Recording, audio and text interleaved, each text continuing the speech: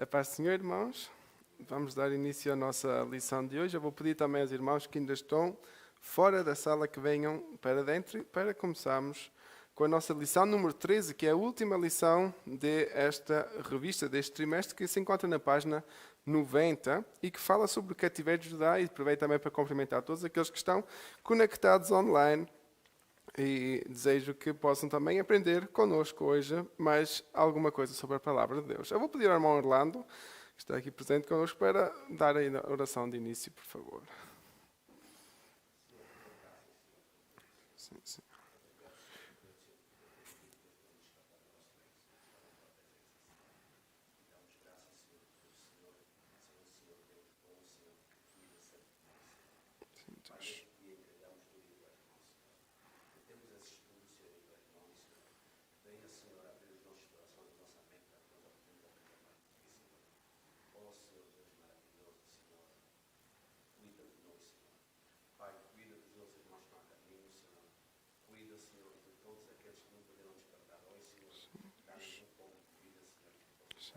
Sim, Deus.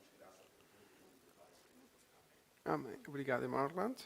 E então, como já tinha dito, vamos à lição número 13, a última lição desta revista, que fala sobre o cativeiro de Judá. Nós, como já viemos a falar nas lições passadas, nós estávamos a ver que o reino do norte já estava preso, né? Já estava no cativeiro, mas o reino do sul, o reino de Judá, ainda não tinha chegado ao cativeiro. Mas como nós falámos na lição passada, Deus já tinha avisado ao seu povo que isso ia acontecer, porque eles tinham sido continuamente desobedientes. Vamos ao textuário que se encontra em 2 de Crônicas 36:16, que diz: Porém zombaram dos mensageiros de Deus e desprezaram as suas palavras e escarneceram dos seus profetas, até que o furor do Senhor subiu tanto contra o seu povo que mais nenhum remédio houve. A verdade prática diz: todo ser humano se torna cativo de suas escolhas e das suas consequências e as consequências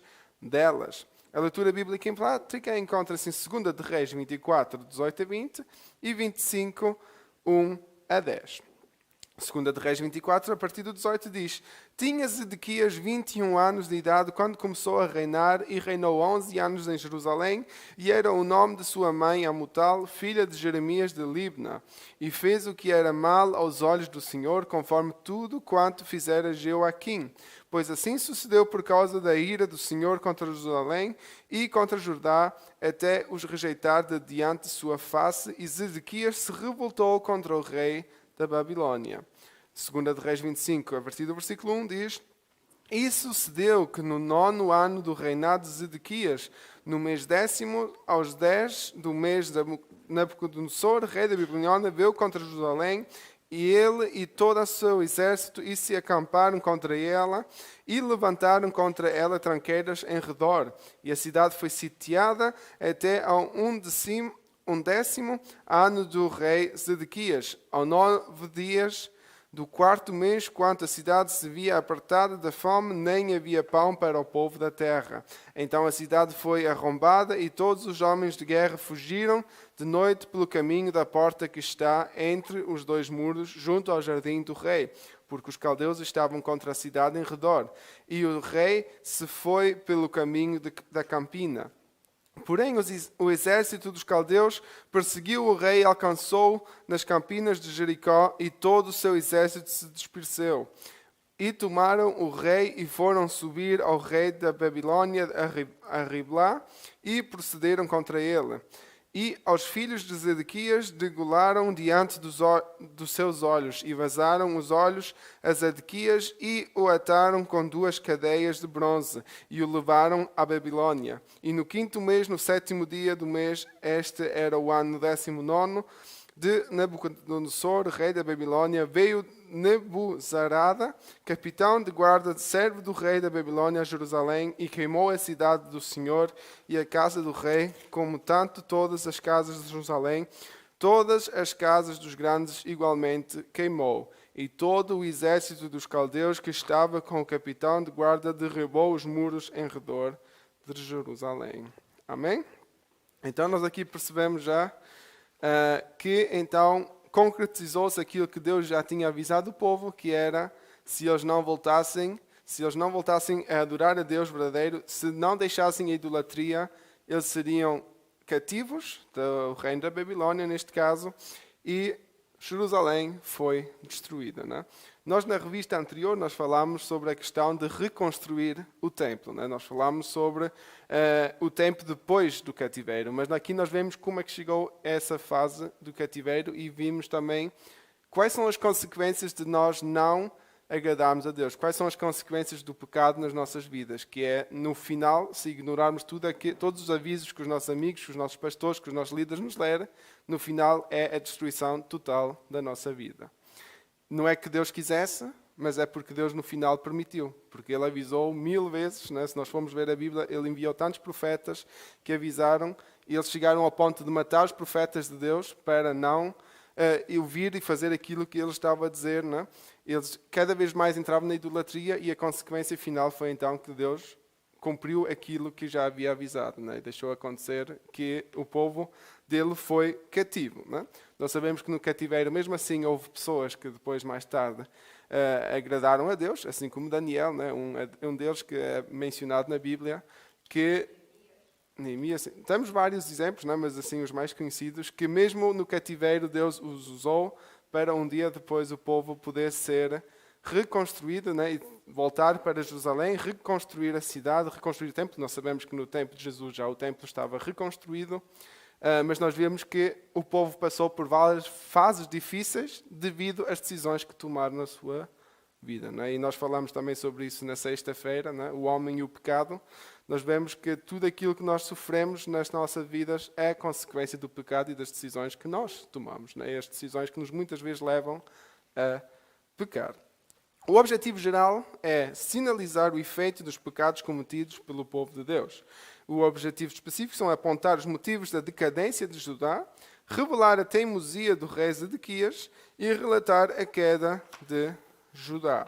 Vamos à introdução, que se encontra na página 92, que diz: a fase final do reino de Judá foi protagonizada por 4 reis. Joacás, filho do rei de Josias, Joaquim, que reinou por ocasião do primeiro grupo de prisioneiros levados para a Babilônia em 605 a.C., Joaquim, que com apenas 3 meses de reinado, vivenciou o cerco de Jerusalém por Nabucodonosor, que resultou em 10.000 pessoas presas em 597 a.C.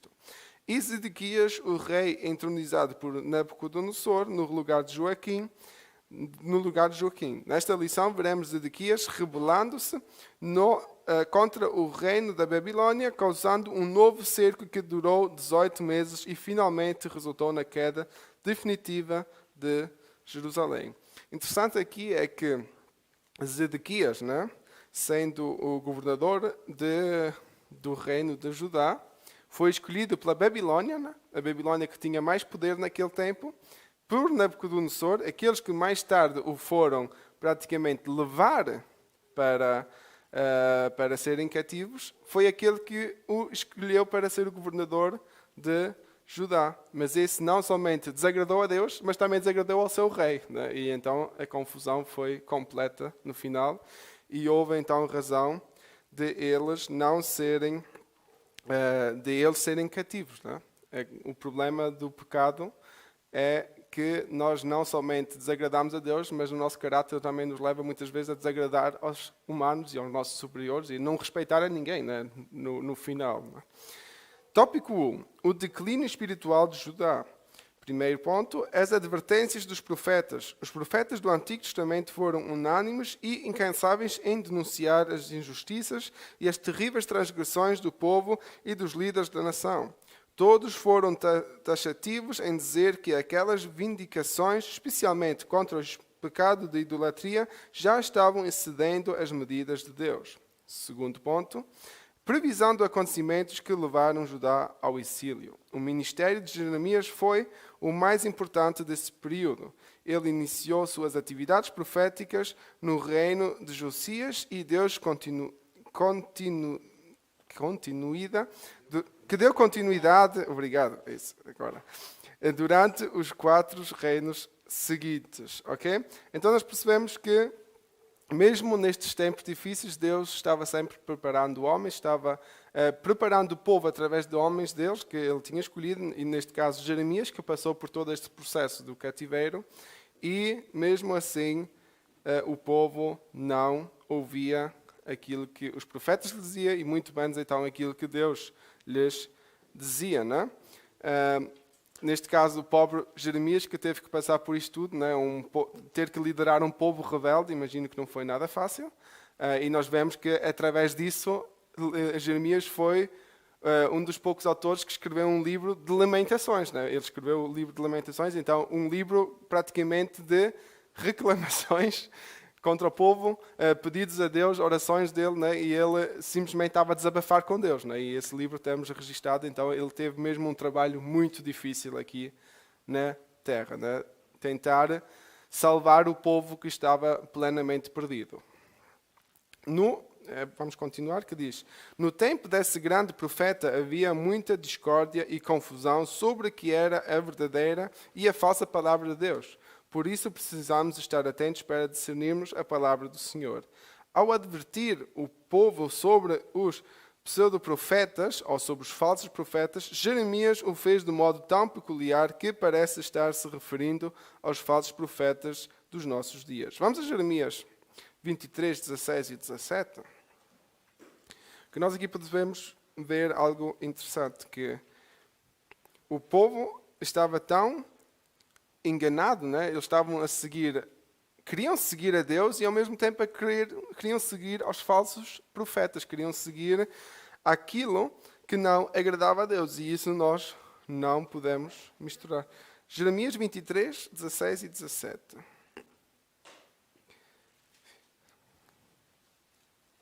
E quem tiver pode ler.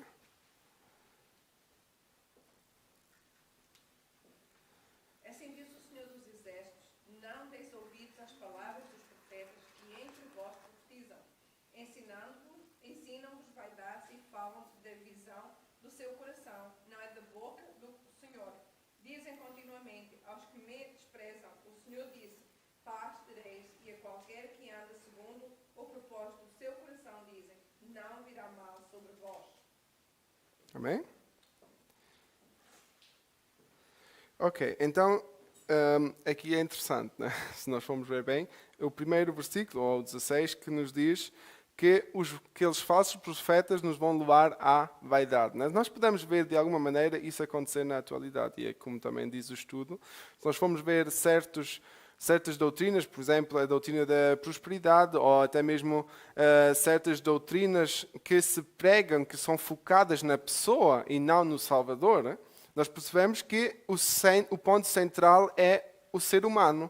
O ponto central torna-se que nós podemos, porque nós somos cristãos, né? Nós temos um Deus, sim, e isso está tudo certo, né? Nós temos um Deus e esse Deus cuida de nós, mas parece que nós temos um Deus que somente está aí para nós termos uma vida boa. E a realidade é que Deus nos promete a sua paz. Se a vida vai ser boa, se a vida vai ser agradável, isso não depende de nós, isso depende daquilo que vai acontecer durante a nossa vida. Nós podemos ser a melhor pessoa, assim como podemos dizer que Jeremias foi uma pessoa boa, que agradou a Deus, mas vivia no meio de um povo terrível, por isso imagino que a vida dele não foi fácil. Mas Deus lhe deu paz, Deus lhe deu ânimo, Deus lhe deu coragem para enfrentar a situação que estava a viver. E hoje em dia nós muitas vezes ouvimos aquelas pregações de tu podes, tu és, porque Deus está contigo, não é?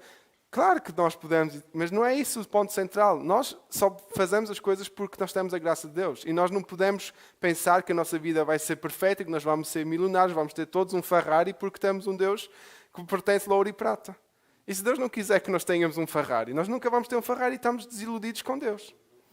Essa é a realidade. Que temos muitos cristãos frustrados porque não recebem aquilo que pregadores lhes estão a prometer.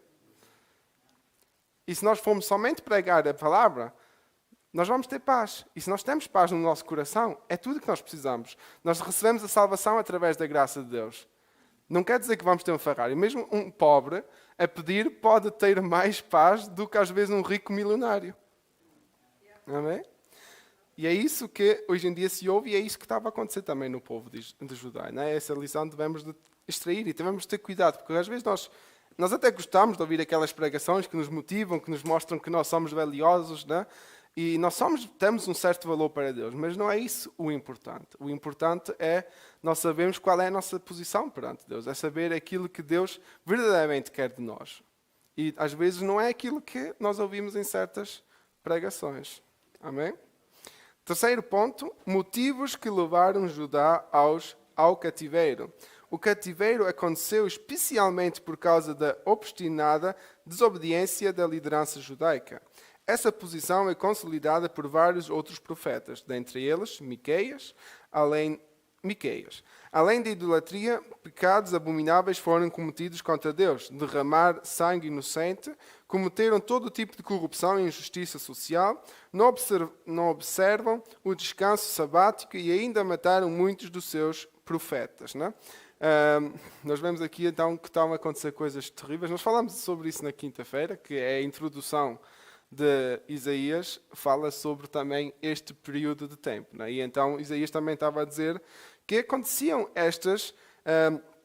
que se derramava sangue de inocentes. E quando nós lemos isso, a única coisa que podemos perceber é que pessoas, e quando normalmente a Bíblia se refere a inocentes, se refere a crianças que estavam a ser sacrificadas. E infelizmente, né, hoje em dia não se fala tanto sobre isso, mas sabemos que existem culturas e existem certas seitas, não posso chamar de religiões, porque isso são seitas absolutas, né? Que fazem ainda isso, pensando, né? Há até aquelas sociedades secretas que se desconfia que creem que matando uma criança e usando ou processando o sangue de alguma maneira pode rejuvenescer um adulto, né? Que são coisas incríveis que esta sociedade infelizmente crê, e mesmo que não se relate muito sobre isso, porque imagino que o diabo também não quer que as pessoas saibam, porque se todos nós soubéssemos aquilo que o diabo anda a tragar e a planear, muitos de nós, mesmo os descrentes, teriam medo do que está a acontecer, mas a realidade é que nós estamos a ser muito bem enganados e nós só podemos ver as coisas porque a palavra nos mostra o que vai acontecer.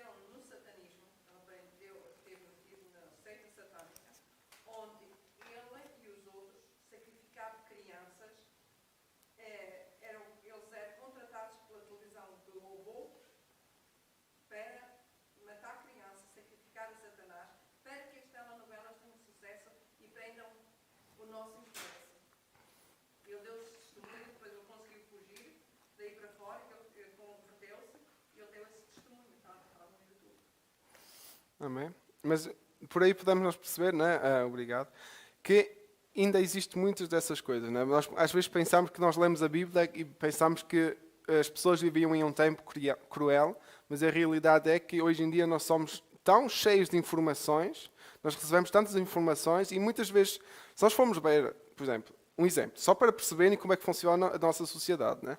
Nós estamos agora há quase 2 anos de pandemia, né?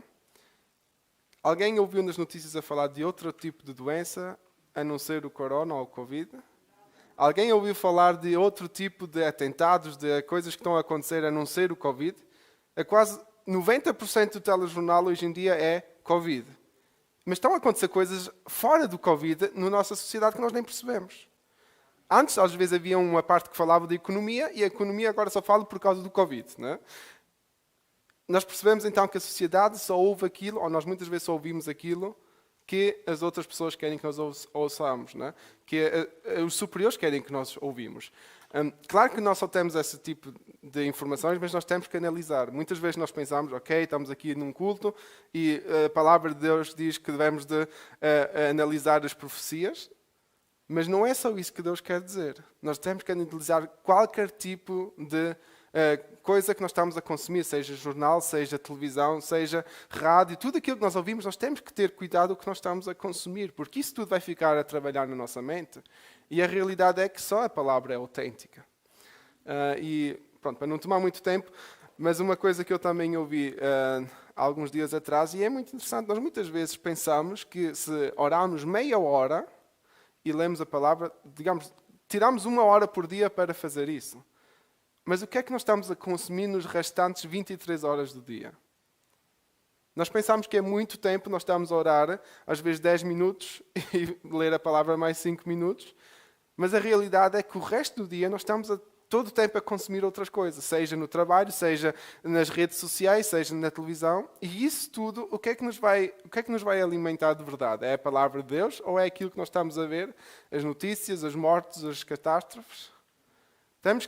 Eu não estou a dizer que sou contra, porque eu também gosto de ver as notícias e eu gosto de estar informado, mas a realidade é que nós muitas vezes depois ficamos só naquilo que está a acontecer e não olhamos para aquilo que Deus está a preparar para o futuro. Amém? Amém? Pronto. Terceiro ponto, motivos que levaram Judá ao cativeiro. O cativeiro... não, isto já lemos, não é? Pronto, vamos então continuar aqui a parte de cima. A situação de Judá é uma triste realidade para um povo que recebeu tantas profecias, avisos e oportunidades de arrependimento, mas decidiu pela apostasia. Ao olhar para a história de Judá, cultivemos o sentimento de humildade em nosso coração, para que o temor a Deus nos previna de toda a apostasia. Andar com Ele é a melhor maneira de remover os obstáculos da alma que nos atrapalham na caminhada cristã. Amém? Os teólogos dizem que uma das razões também por qual o povo se tornou assim como se tornou é a maneira como Deus os escolheu. Não quer dizer que Deus fez um erro, não é? Porque Deus sabe o que faz. Mas como Deus os escolheu como o povo escolhido para eles, não é? O que é que aconteceu? Eles se tornaram vaidosos. Eles pensavam, ok, Deus já nos prometeu que íamos ser prósperos, Deus nos prometeu que nos ia guardar, e nós somos aquele povo escolhido por Ele, nós somos o povo amado, todos os outros não nos podem nada, e o povo pensava que podia fazer o que queria. Se nós formos ver, é como na família, às vezes tem aquele filho mimado, não é? Que pensa que pode fazer tudo, porque os pais gostam de tudo que ele faz, não é?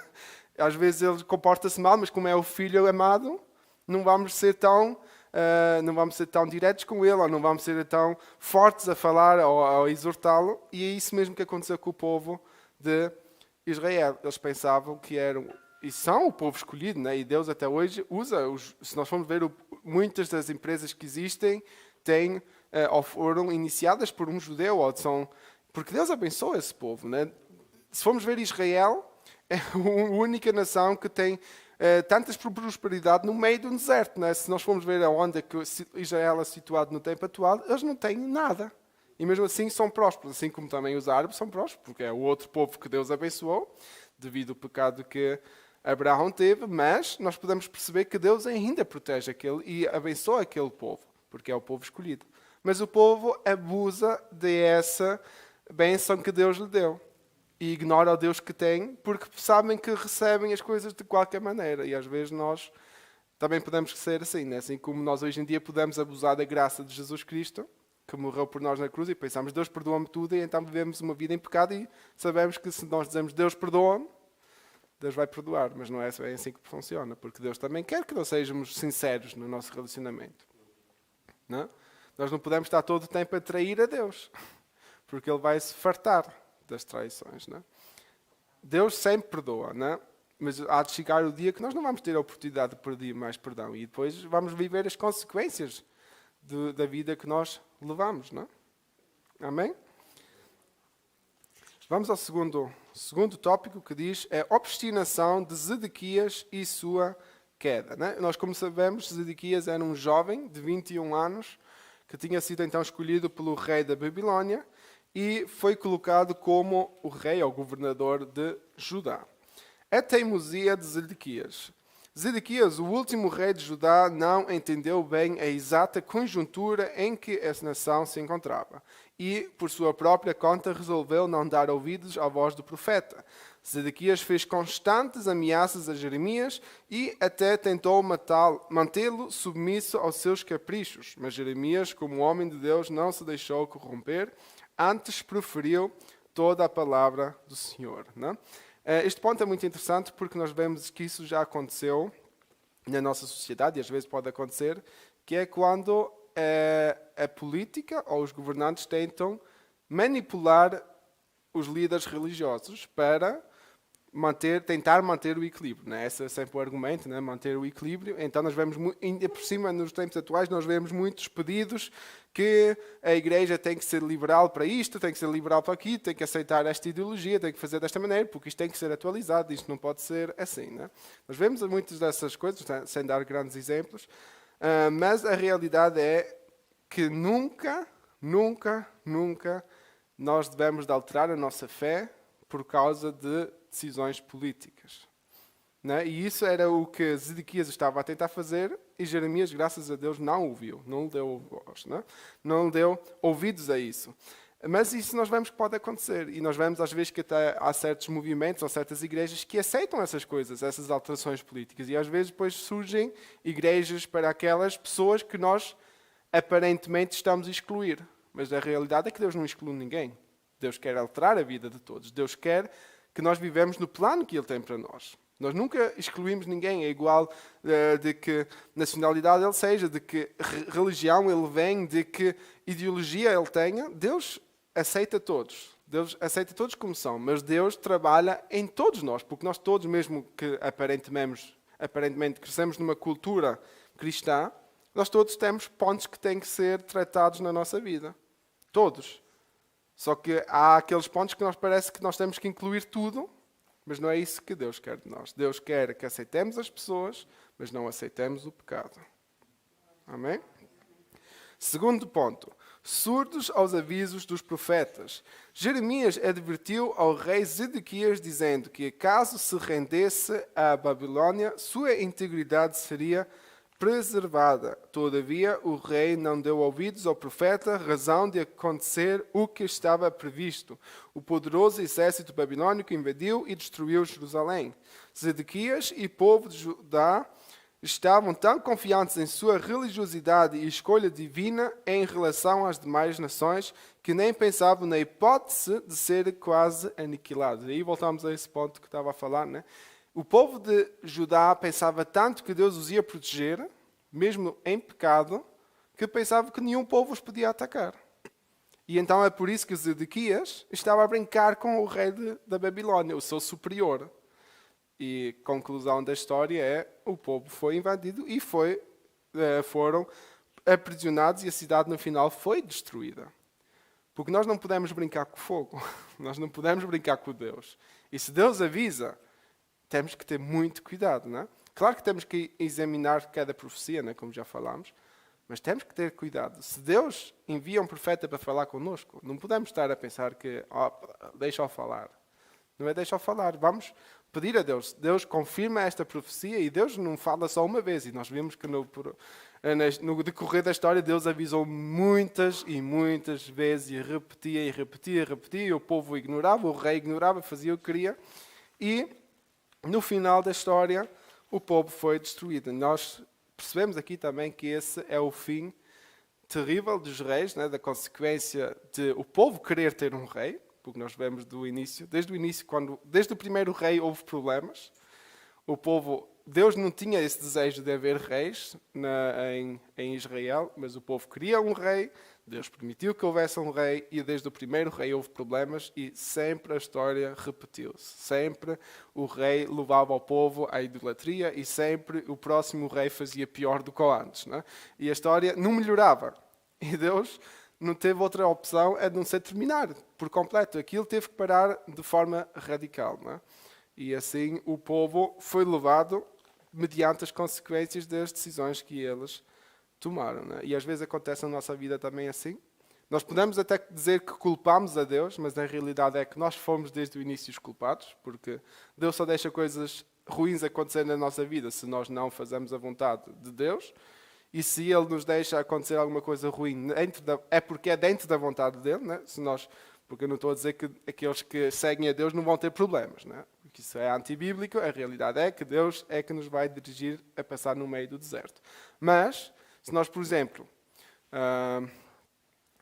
se nós formos toxicodependentes e depois tivermos doenças psicológicas ou tivermos SIDA por causa das seringas que usamos com outras pessoas, isso é consequência do pecado que nós vivemos.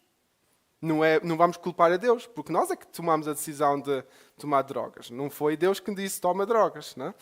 Mas nós muitas vezes depois podemos dizer, mas Deus, porquê é que tu deixaste acontecer isso? Não, a realidade é porque Deus vai te dizer, porquê é que tu não me ouviste desde o início? Não é? Mas mesmo assim Deus nos perdoa e mesmo assim Deus pode curar essas enfermidades que o ser humano não pode curar, que não tem solução até ao tempo de hoje. E é a única nossa esperança. E mesmo se não, nós vemos muitos cristãos a morrer com câncer ou com cancro, não é? Porque a medicina ainda não tem solução para isso, mas Deus pode curar, mas se Deus não curar, vamos estar na glória com Ele. Deus sabe quando é o tempo certo para nós sairmos desta terra. Porque é também a única maneira que Deus nos pode poupar de viver mais sofrimento aqui nesta terra. É chegar à morte e nós estamos com Ele na glória. Amém? Terceiro tópico, para chegar ao final da nossa lição, é a destruição da cidade santa e do templo. Após as investidas dos assírios, dos egípcios e 3 ofensivas dos babilônios, a forte e imponente cidade de Davi se encontrava completamente arrasada.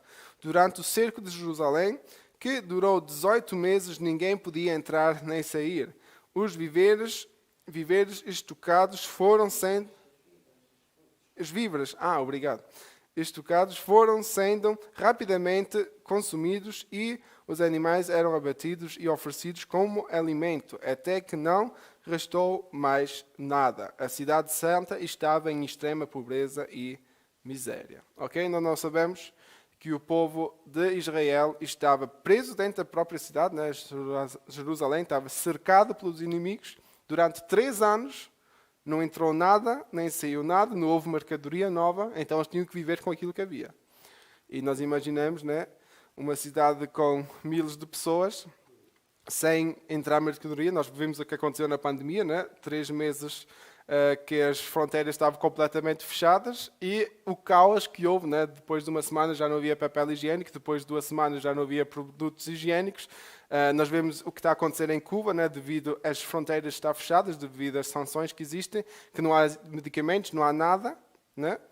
E isso estava a acontecer com o povo de Israel e aconteceu durante 3 anos. 3 anos que não havia nenhum intercâmbio com as cidades de fora, não houve possibilidade nenhuma de buscar alimentos, não houve possibilidade nenhuma de limpar a cidade. Eu imagino que o caos, a sujeira que estava dentro daquela cidade, porque como é que haviam de fazer isso, não é? Por isso, foi um tempo horrível, não é? Primeiro esses 3 anos, e ainda podiam ser 3 anos em que o povo podia decidir-se de voltar-se a Deus e pedir ajuda de Deus. Imagino que Deus tinha feito ainda alguma coisa contra isso, mas mesmo nesses 3 anos de miséria, o povo insistiu em seguir o rei, insistiu em fazer as suas idolatrias, em fazer as suas coisas da sua maneira, e a consequência nós todos já sabemos. Foi nesse momento que o poderoso exército de Babilônia rompeu uma brecha no muro e invadiu a cidade. O templo sagrado, erigido há 380 anos, foi saqueado, destruído e queimado. A glória de Israel se foi, não é? Quando a Bíblia fala sempre do templo, é sempre, digamos, se refere que o lugar onde representa a presença de Deus foi destruído. O pacto com Deus foi mais uma vez destruído. Depois de 380 anos, Deus, digamos assim, o povo de Deus foi atacado e desconectou-se por completo de Deus. É sempre a simbologia que o templo nos mostra, e nós sabemos que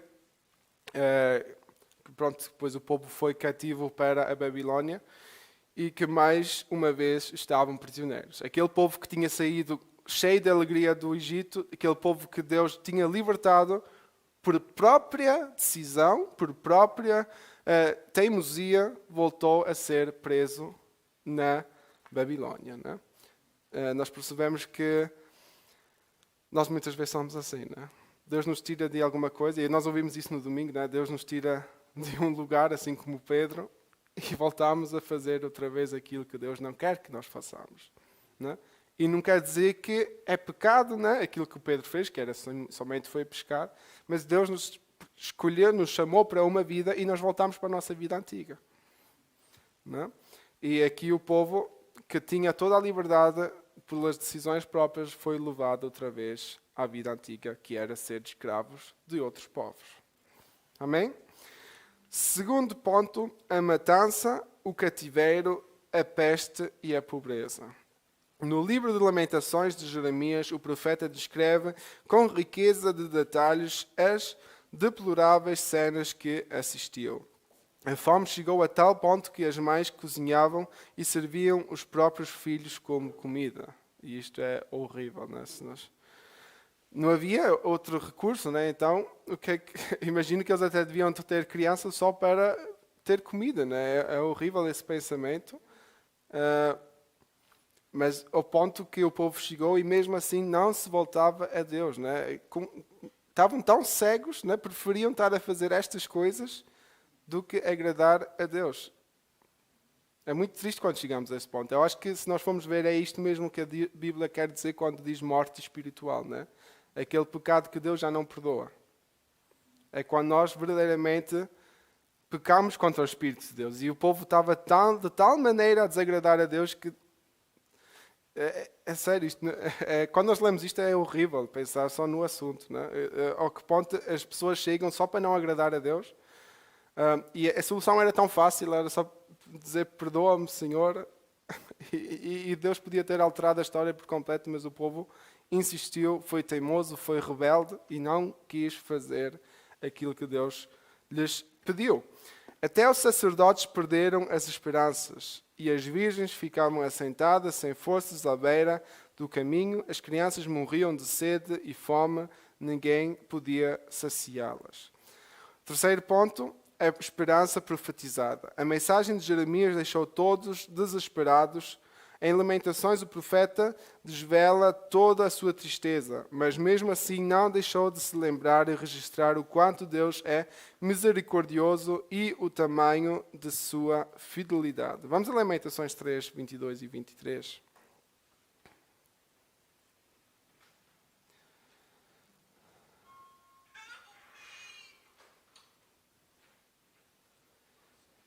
Lamentações 3, 22 e 23.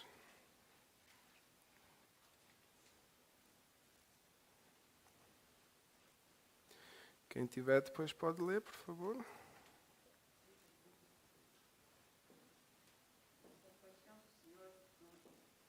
Pode ler, Matrezinho.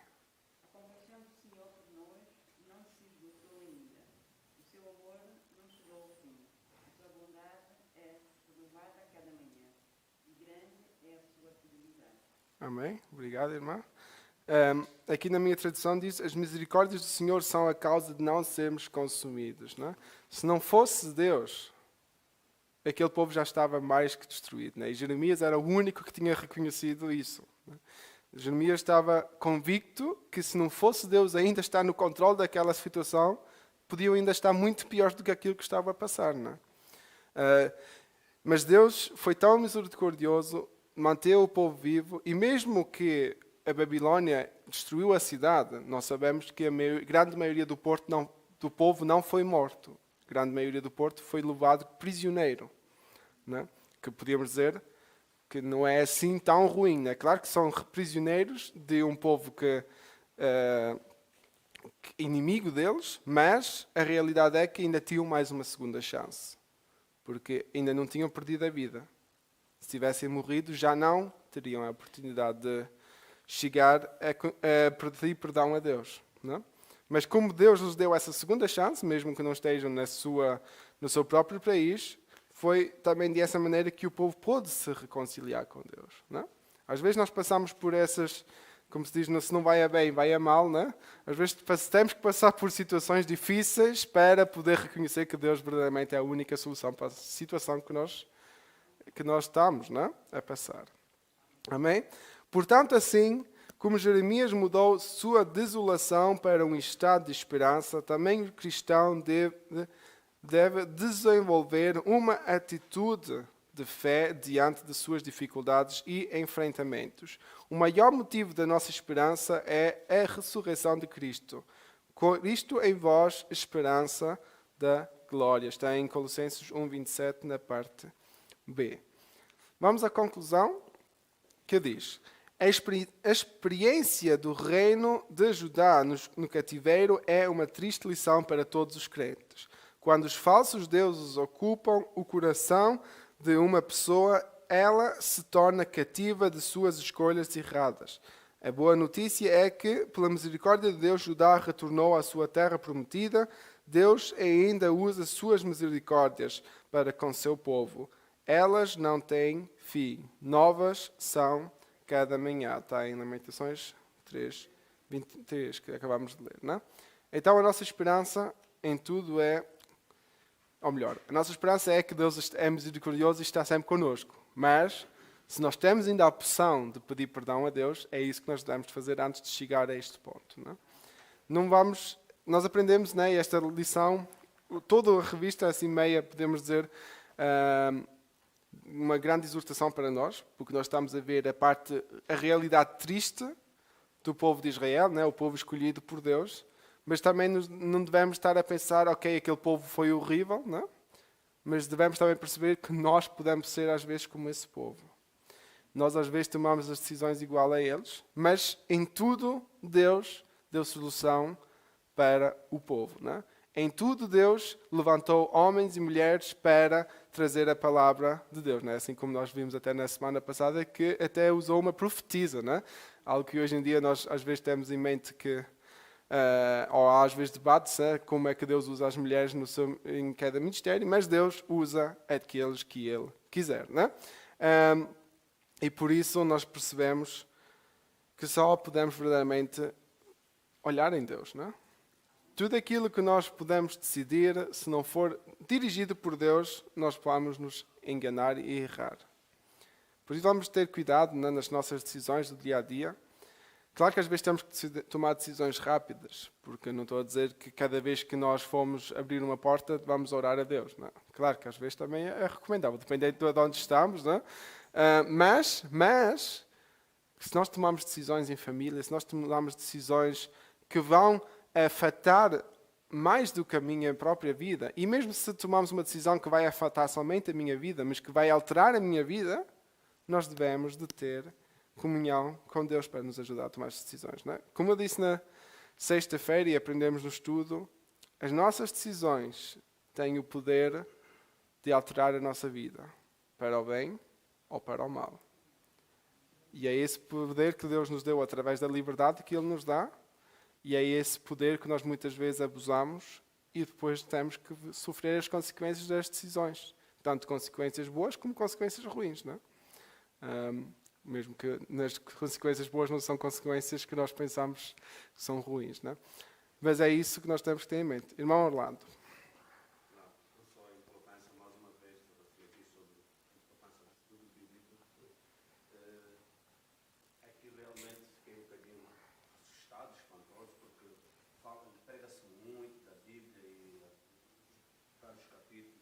Mas realmente as pessoas passam muito ao lado do livro de Lamentações. E aqui aprendemos este livro, as Lamentações, pronto, eu realmente lia, mas nunca entendi bem. Agora comecei a perceber que Lamentações de Jeremias para um povo desobediente. E realmente quando eu digo para mim, nós sabemos que às vezes o povo desobedeceu a Deus, já teve consequências graves, muitas consequências. Às vezes quando nós pensamos, morreu ou matou, ou Deus permitiu que aquela pessoa morresse. Sabe, já morreu, não sofreu muito. Mas quando lemos livro de Lamentações, até comer os próprios filhos, se isso fosse para eu acho que isso dói mais do que dizer uma pessoa morreu, sabe? Sim. Não sei, eu acho que isso é doloroso, sabe? Eu creio que em especial eu creio que para todos nós é horrível, mas é que todos aqueles que são pais devem de sentir ainda muito mais chegar a esse ponto, não é? Chegar a esse ponto e não. Desculpa, não sei se é em Crônicas que está. Foram duas mulheres, as duas vizinhas, e foram queixar-se ao rei. Uma disse: ontem comemos o meu filho e prometemos comer hoje o dela e ela não quer. Então, naquele momento, o rei rasgou as suas vestes e clamou. Porque realmente elas tinham combinado: hoje matamos o meu filho, amanhã matamos o teu. Para comer. Infelizmente, né? Claro que temos essa reação, né? E é bom quando ainda pensamos assim, mas infelizmente a realidade é que muitas dessas coisas ainda estão a acontecer nesta sociedade. Nós também sabemos que a pobreza pode levar as pessoas a fazer coisas horríveis, não? Muitos dos roubos, né, que às vezes existe em países pobres é por causa da falta de comida ou falta de fome, né? Ou um aumento, muita fome, pouca comida. Mas a realidade é que se nós fôssemos colocar tudo perante Deus, Deus podia nos dar solução em tudo. E é essa a nossa única esperança que nós temos é que Deus está no controle de tudo. Não? Amém? Na próxima semana vamos começar com a nova revista. Infelizmente eu esqueci-me de trazê-las hoje, mas depois na semana, ou durante a semana vamos entregá-las, que fala sobre a supremacia das Escrituras, a inspirada, inerrante e inafalável palavra de Deus. Então vamos focar-nos neste livro, né, na Bíblia, e vamos perceber, né, o conteúdo da Bíblia e também a forma como ela surgiu e como então nós queremos que ela é verdadeira e é verdadeiramente a palavra de Deus na Terra. Né? Amém? Então, agradeço a vossa participação.